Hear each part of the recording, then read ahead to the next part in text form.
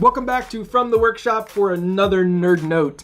Let's just jump right into the topic here today. I wanted to talk real briefly about the software requirements for working with a cellular radio, module, Skywire modem, whatever. There are very specific software requirements depending upon what type of host processor you are using. So for those of you in the low power space that are using microcontrollers and stuff like that, I guess the good news here is that there really isn't anything in terms of drivers that you need to be aware of.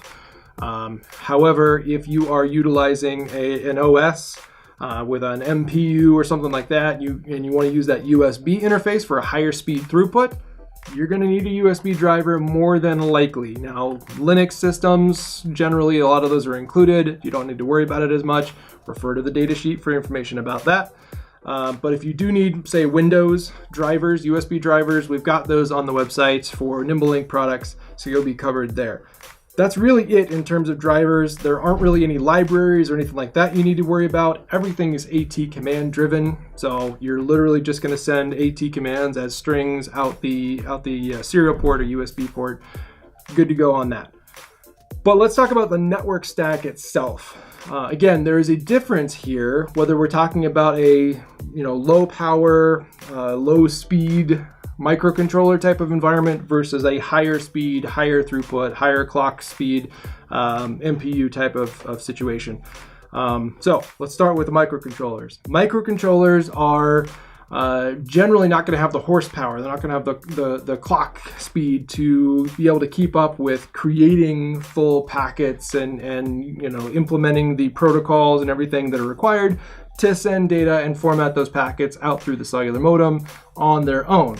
So they're going to rely upon the network stack for the module or our Skywire modem in order to be able to help them with that.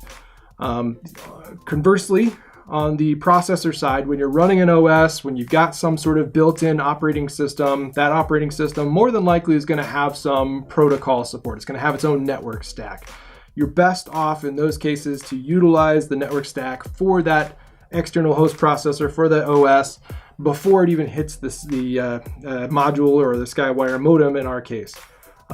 So do that. Make sure you take advantage of that. It's going to be much more feature rich. It's going to have all the protocols you want. You're going to be good to go. The network stack that exists on our modems tends to be fairly limited.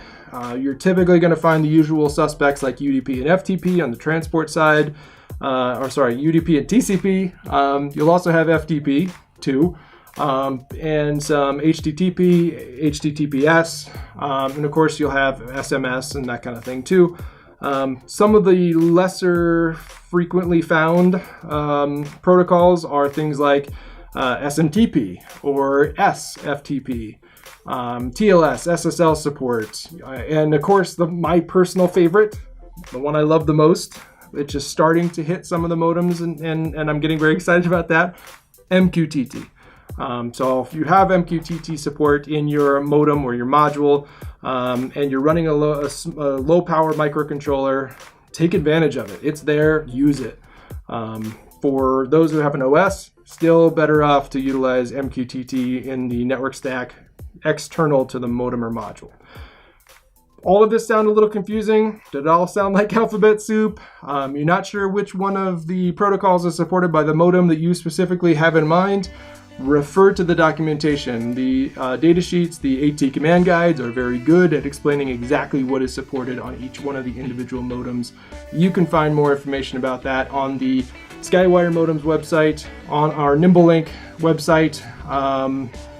Other questions, comments, nerd note topics that you want to suggest, please shoot them over to us, workshop@nimblelink.com.